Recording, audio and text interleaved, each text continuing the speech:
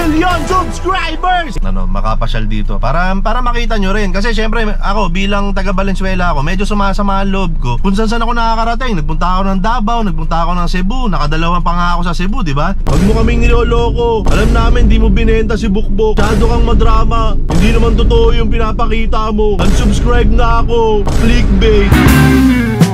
Okay, hello sa inyo. Kumusta kayong lahat? Medyo matagal kong hindi nagawa to, no, na mag-vlog dito kasama si Bukbok. Pero ngayon ay dahil wala naman kaming ginagawa at wala naman akong ginagawa, sumama na lang kayo, no, sa mga gagawin, di ba? Para kasi medyo na-realize ko, sabi ko wala akong ginagawa. Gumawa kaya ako ng kahit na ano. Eto na, gumawa tayo ng kahit na ano. Well, actually kanina may nagawa na ako, pero wala naman siyang kwenta. Sasalpa ko muna kayo rito sa pwesto nyo. Shoutout ulit sa JG Superstore. Thank you at shoutout ulit sa inyo. Anyway, ano bang balita ngayon? Wala naman masyado bukod sa nag-celebrate kami ng 1 million subscribers! Yan, sa Team Canlas TV. Ayan, so kung hindi nyo pa napapanood yung video na yon, napag-iiwanan ka na. Kailangan mapanood mo yon. Pumunta ka na sa channel ng Team Canlas TV pagkatapos mong panoorin to. So ngayon ay pupunta ako sa gasoline station para magpagas. Kasi, ayan, makikita ninyo yung orange na ilaw na yan, para sa mga hindi nakakaalam, ang ibig sabihin po niyan medyo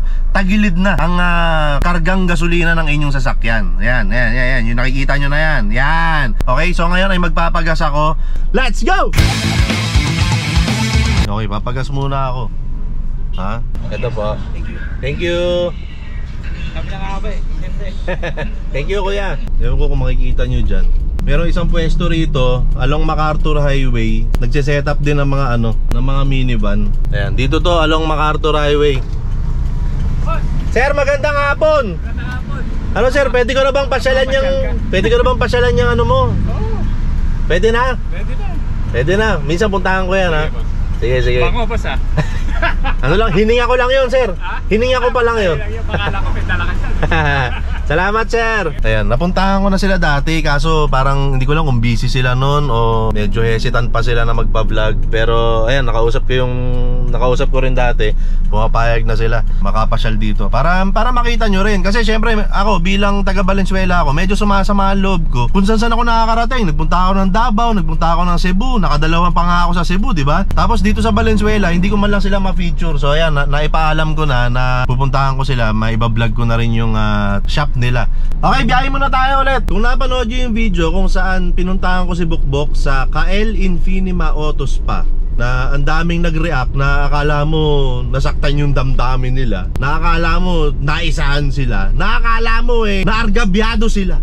Ang dami nag-react na para bang may mali akong ginawa. Na ang sabi, anong sabi? Ang sabi, huwag mo kaming niloloko. Alam namin di mo binenta si Bukbok. Masyado kang madrama. Hindi naman totoo yung pinapakita mo. Unsubscribe na ako. Clickbait. Clickbait? Yung upload ko kung saan sinabi ko, saying goodbye to my Suzuki minivan. Clickbait. Sige, pag-usapan natin yung clickbait. Hep. Bago tayo magpatuloy, ano nga ba ang clickbait? Ayon sa Merriam-Webster Dictionary, clickbait, something such as a headline designed to make readers want to click on a hyperlink, especially when the link leads to content of dubious value or interest. At ayon naman sa Cambridge Dictionary, ang clickbait, yan daw ay an internet story, title, image, etc. that is intended to attract attention and encourage people to click on a link. At ang sabi naman ng Wikipedia, clickbait is a text or a thumbnail link that is designed to attract attention and to entice users to follow that link and read, view, or listen to the link piece of online content. So ayon sa mga nabasa natin na meaning, ang clickbait pala ay hindi masama. Ang clickbait ginagawa talaga ng mga content creators. Pagdating kasi sa title, importante na medyo nakaka-intriga yung gagamitin mong words. Kaya nga 'di ba, minsan may nakikita tayong mga video na tumulong sa ganito, nakakaiyak. Nagbigay ng regalo sa ganito, nakakatuwa. Kasi that way, may intriga yung possible viewers mo kung ano ba yung nakakaiyak, ano ba yung nakakatuwa. At pagdating naman sa thumbnail, importante na maglagay ka ng something na familiar na sa mga viewers mo. For example, Kong TV. Sa mga thumbnail sa ngayon ni Kong TV, ano yung napapansin yung hindi nawawala? Yung Team Payaman logo. Kasi familiar na yon sa mga viewers nila. Huwag na tayong tumingin sa iba. Mr. Beast, ang pinaka-pinapanood na YouTube content creator sa panahon ngayon. Ano yung napapansin ninyo na palaging nandun sa thumbnail niya?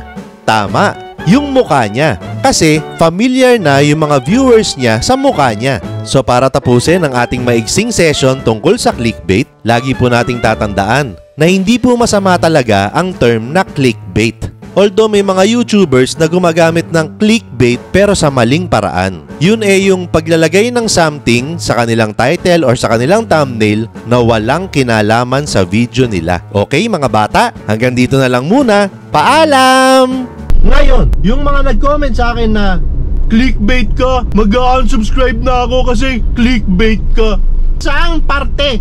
Saang banda? Okay, iwan ko muna rito si Bukbok dito sa isang car wash dito along MacArthur Highway. Unang car wash niya yan mula nung na-ceramic coating siya, no? Pero ayan, makintab pa rin. Ayan, andyan lang si Bukbok. Dito muna ako pupunta. Ayan, kasi meron akong tropa dito nakatira sa looban na to. Oh, Jumbo, bayaran mo ako ha. Dito ako magkukwento para may branding ka. Di ba? May mga nagko-comment sa akin. Sabi nila, unsubscribe na ako sa'yo, clickbait ka. Niloko mo yung mga tao. Ganito ganyan. Saying goodbye to my Suzuki minivan. Ginawa ko ba yun sa video? Parang alam ko ginawa ko. Di ba? Nagpaalam ako goodbye. So paano ako naging clickbait dun? Anong parte nung video na yun yung dahilan bakit naging clickbait ako? Yung negatibong clickbait. Wala ba yung thumbnail sa video? Wala ba yung title sa video? Unsubscribe na ako sa'yo kasi niloloko mo yung mga viewers mo. Hindi naman pala binenta. Sino ba nagsabing nagbenta? Sino ba nagsabing binenta? Ha? May sinabi ba akong binenta? Meron ba akong title na Selling my Suzuki minivan? May ganun ba? Ha? May ganun ba? Tapos sa thumbnail ba, may nakita ka ba na yung parang nag-abutan ng pera? Binenta na yung Suzuki minivan? May ganun ba? May ganun? Ha? Wala, no? Wala. Di ba? Kayo nag-isip nun. Ikaw boy, pag sinabi bang saying goodbye, ibig sabihin bebenta mo na? Hindi! Mga Hindi lahat ng goodbye binibenta. Yun, tama yun. Mga Baka may kausap ka sa cellphone. Hindi porke na goodbye ka, binibenta mo na. Huwag kayong mag-jump into a conclusion where there is not enough proof. Mga dun sa mabuting part ng pagiging clickbait, opo, ginagawa po ng lahat ng mga YouTuber yan. Kasi bakit ka mo? Gaya na in-explain ko kanina, clickbait, ginagawa po ng mga YouTuber yan para i-click mo yung video nila. Halimbawa, dun sa 1 million subscribers na Team Canlas TV, di ba? Sa thumbnail, naglalagay dyan ng mga lechon, crispy pata, yung mga ginabot. Yan ang ilalagay sa thumbnail. Clickbait yun. Mga pati yung title. Halimbawa, dinarayong kainan sa pusod ni Pasyon. Parang ganyan. Yung dinarayo, clickbait yun. Ngayon, negatibong clickbait yun pag hindi mo talaga pinakita na dinarayo siya. Yun ang negatibong clickbait. Pero yung neutral na clickbait, lahat ng YouTuber gumagawa ng ganyan. Tsaka talasan nyo yung pag-iisip. Hindi yung basta nakapanood lang kayo ng video o nakabasa kayo ng title ay na agad yung paniniwalaan nyo. Talasan yung pag-iisip nyo.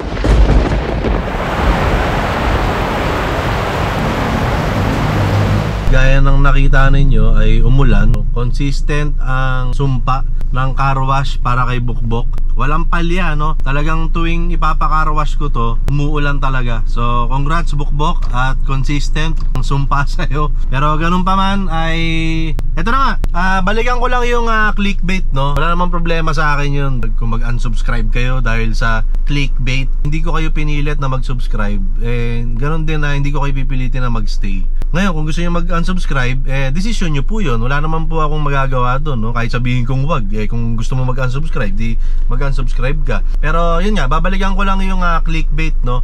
Ang daming nag-assume na binenta ko si Bukbok.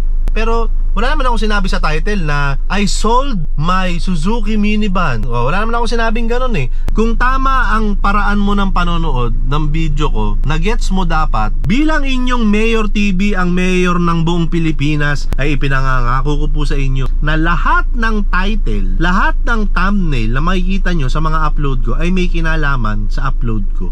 Hindi po ako gagamit ng mga salita o ng mga larawan na na walang kinalaman sa video ko. At sana naintindihan nyo, sana po ay na-appreciate nyo yung style of vlogging ko. Okay, hindi po ako yung kung ano lang yung nangyayari, binibidyoan ko. Hanggat maaari po, gusto ko maging entertaining at may story arc, may storyline yung video na pinanood po ninyo. Maraming salamat sa panonood po ninyo. At aprobado po kayong lahat. Itong si Bukbok ay aprobado. Ang t-shirt kong ito ng Team Payaman ay aprobado. Ang sombrero kong ito galing sa Crown Manila ay aprobado. So, popular. Okay, ingat po kayo palagi. Aprobado kayong lahat.